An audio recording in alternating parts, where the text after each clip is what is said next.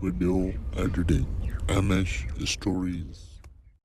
एक वक्त का किस्सा है। एक गांव में मीठा और बिट्टू दो भाई रहते थे। छोटा भाई बिट्टू अपनी बीवी और माँ के साथ रहता था, जबकि बड़ा भाई मीठा अपनी बीवी नसीबो कैंची के साथ अलग घर में रहता था। मीठा और बिट्टू जमींदार के खेत पर खेती बाड़ी करते थे, जिससे उनका गुजर बसर अच्छा हो जाता था। बिट्टू बहुत ईमानदार होने के साथ साथ बहुत मेहनती भी था। जमींदार बिट्टू को मेहनत करते देखकर बहुत खुश होता था, जबकि दूसरी तरफ मीठा बेहद कामचोर था। बहाने बनाकर काम से छुट्टी करता था, जिसकी वजह से बिट्टू को उसके हिस्से का काम भी करना पड़ता था। मीठे भाई, आप काम पर देर से आते हो और कभी तो बिल्कुल भी नहीं आते और मुझे आपके हिस्से का काम करना पड़ता है, जिसकी वजह से मैं बहुत थक जाता हूँ। आप काम पर ध्यान दो। हाय हाय, तू तो मेरे शोर के पीछे हाथ धो के पड़ गए। ये रोजाना काम पर जाता है, वैसे भी से कौन से डबल पैसे मिलते जो ये काम कर बेबे।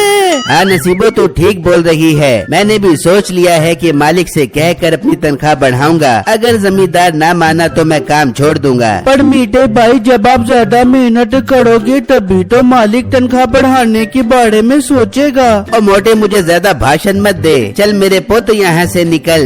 बिट्टू वहाँ से चला जाता है तो नसीबो कैंची कहती है, मीठे, वैसे तूने बिट्टू को ठीक जवाब दिया। अच्छा मीठे, बहुत भूख लग रही है, कुछ खाने के लिए लेकर आ। कल से कोई अच्छा खाना नहीं खाया। बेगम, थोड़ी देर तक लेकर आता हूँ, अभी थक गया हूँ, थोड़ा आराम कर लूँ। बिट्टू सारा दिन खेतों पर मेहनत करता और शाम को खेतों से ताज़ा सब्जी लेकर घर आता है। बेगम अम्मी जान, आज मैं खेतों से ताज़ा ताज़ा बैंगन लेकर आया हूँ। वाह बिट्टू, आज तो मजा आ जाएगा। मुझे बैंगन बहुत पसंद है। बहू, तू एक काम कर, तू बैंगन का सालन बना, मुझे बहुत भूख लग रही है। ठीक है माँ जी, मैं मजेदार चटपटे बैंगन पकाऊंगी। बिट्टू, आप एक काम करें, जल्दी से मुँह हाथ धो ले, मैं इतनी देर में खाना पकाती हूँ। जबकि दूसरी तरफ मीठा साग लेकर घर आता है। देख बेगम, मैं तेरे लिए सरसों का साग लेकर आया हूँ। बस अब जल्दी से हांडी चढ़ा, फिर दोनों मिलकर खाते हैं। मीठे, ये तू क्या घास फूस लेके आ गया? मेरा आज मुर्गी खाने का दिल कर रहा है, मैंने नहीं खानी ये घास फूस।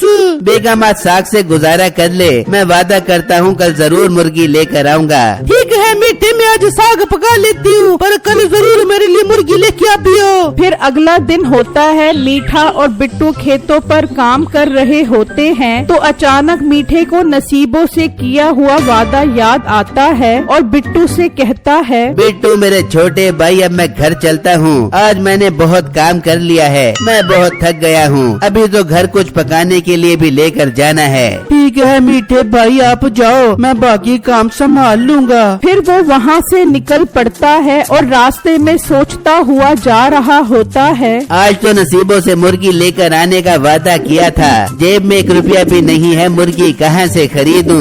मीठा अभी सोच ही रहा होता है कि उसकी अचानक नजर पड़ती है। एक मुर्गी खेत में दाने चुग रही होती है। मीठा ये देखकर बहुत खुश हो जाता है। लो जी, काम बन गया। अब इस मुर्गी को पकड़ता हूँ, आज तो नसीबो खुश हो जाएगी। फिर मीठा आगे बढ़ता है और मुर्गी पकड़ लेता है और वो मुर्गी लेकर घर आ जाता है। बेगम देख, तेरे लिए मैं मुर्गी आखिर ले ही आया हूँ। वाह मीठे, तू तो वादे का बहुत पक्का निकला। मगर ये तो बताइए, मुर्गी कहाँ से लेके आए? बेगम, ये खेतों में दाना चुग रही थी, मैंने इसको पकड़ लिया ताकि इसको कुत्ते न खा जाएं। अब हम इसे खाएंगे। मीठे, तू तो बहुत अक्लमंद हो गया। तू एक काम कर, रोज मुर्गी पकड़ के लेके आया कर, बड़े तो मजे लग जाएंगे।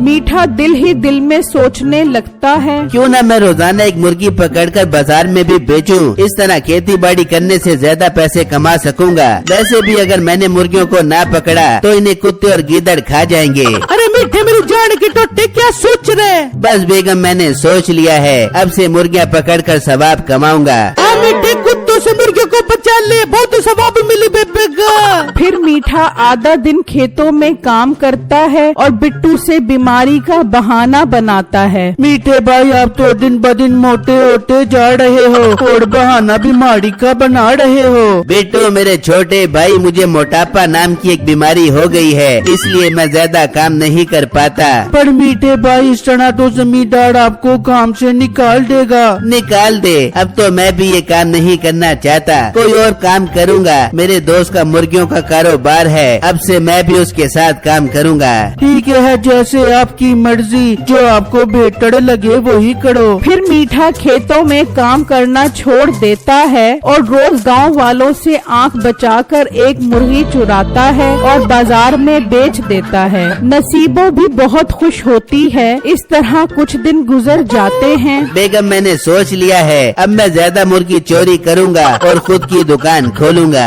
फिर मीठा ज्यादा मुर्गियां चुराने लगा और उसने मुर्गियों की दुकान खोल ली। मीठा दिन को दुकान चलाता और शाम को गांव वालों पर नजर रखता। जब वो सो जाते तो वो मुर्गियां चोरी करने लग जाता। इस तरह उसका कारोबार खूब चमकने लगा था। नसीबो बहुत खुश थी, बात बात पर मीठे की तारीफ करती। मीठे, तू तो बहुत अच्छा शोहर है, मेरा कितना ख्याल रखता है। मीठा अपनी तारीफ सुनकर बाग बाग हो जाता। दूसरी तरफ गांव वाले परेशान होने लगे। उनकी रोज मुर्गियां कम होती जा रही थीं। मेरी आज एक मुर्गी चोरी हुई है। मेरी भी किसी ने 2 मुर्गियाँ चोरी की है। मेरी भी 4-5 मुर्गियाँ कम है। मैं तो बोलता हूँ हमें पहरा देना चाहिए। आखिर ये बाजरा क्या है? पहले तो गांव में मुर्गियाँ इस तरह गायब नहीं होती थी। फिर चंद लोगों ने खेतों में पहरा देना शुरू कर दिया। 2-3 दिन तो उनको कोई इंसान या जानवर दिखाई ना दिया, मगर एक दिन दोपहर के वक्त उनको कोई खेतों से बाहर निकलता हुआ नजर आया। वो शोर मचाकर पीछे भागे, मगर मीठा वहाँ तेजी से भागकर निकल गया और बोरी में मुर्गियाँ भरकर भागता हुआ घर पहुँच गया। मीठे, क्या हो गया तुझे? इतना सांस क्यों चढ़ा हुआ है? तूने कौन सा जिन भूत देख लिया? बेगम, आज गांव वालों से बाल बाल बच गया। दूसरी तरफ गांव वालों ने प्लान बनाया कि बड़ा सा जाल बनाया जाए। जैसे ही मुर्गी चोर नजर आए वो जाल उस पर फेंक दिया जाए। मीठा भी अब डर गया था। 2-3 दिन मीठे में हिम्मत ना हुई चोरी करने की। इस तरह उसकी दुकान भी खाली हो चुकी थी। मीठे, तू तो गाँव वालों से डर के घर पर ही बैठ गया। एक काम करते, आज मैं भी तेरे साथ जाकर मुर्गियों का शिकार करती हूँ। देखती हूँ किस माई के लाले में इतनी हिम्मत है कि वो हमें पकड़े। बेगम, ये तो बहुत अच्छा हो जाएगा। इस तरह हम बहुत सारी मुर्गियाँ पकड़ लेंगे। फिर वो दोनों खेतों की तरफ निकल पड़ते हैं। वो दोनों बड़ी सफाई से अपना काम कर रहे थे। उन्होंने काफी मुर्गियाँ बोरी में जमा कर ली थी। तो अचानक उनके ऊपर कोई चीज आकर गिरी। जब दोनों ने ऊपर देखा तो वो दोनों जाल में फंस चुके थे। इतने में गांव के लोग भी इकट्ठे हो गए। उन्होंने देखा मीठा और नसीबो जाल में बंद हैं। उनके पास मुर्गियाँ भी हैं। तो वो समझ गए यही मुर्गियाँ चोर हैं। अच्छा, तो तुम लोग मुर्गियाँ चोर हो, तुम्हें तो पुलिस के हवाले करेंगे। पुलिस मार मार कर तुम लोगों से हमारी मुर्गियों के पैसे निकलवाएगी। गांव वालों, हमें इस जाल से निकालो। हम तो गांव वालों की मुर्गियाँ कुत्तों और गिदड़ों से बचाकर सवाब का काम कर रहे थे। ये खबर बिट्टू तक पहुंचती है तो वो भागा भागा आता है। मीठे और नसीबों को इस तरह देखकर उसे बहुत दुख होता है। मेरे प्यारे गांव वालों, मैं तुमसे माफी मांगता हूँ। इनसे गलती हो गई, इन्हें छोड़ दो। जो नुकसान हुआ मैं पूरा करूँगा। गांव वाले बिट्टू के ईमानदार होने की वजह से उसकी बहुत इज्जत करते थे, इसलिए उन्होंने बिट्टू की बात मान ली और मीठे और नसीबों को छोड़ दिया। बिट्टू मेरे भाई, तुम्हारा बहुत बहुत शुक्रिया, तुमने हमें बचा लिया। मीठे भाई, मैंने आपको बचा तो लिया है, मगर इसकी सजा तो आपको मिलनी चाहिए। आज से आप दोनों खेतों पर जब तक काम करोगे जब तक गांव वालों का नुकसान पूरा ना हो जाए। हाँ बिट्टू, ये तुम्हारा अच्छा फैसला है। फिर मीठे और नसीबों ने खेतों में काम करना शुरू कर दिया और बिट्टू सुकून से लेटकर ये सब देख रहा था।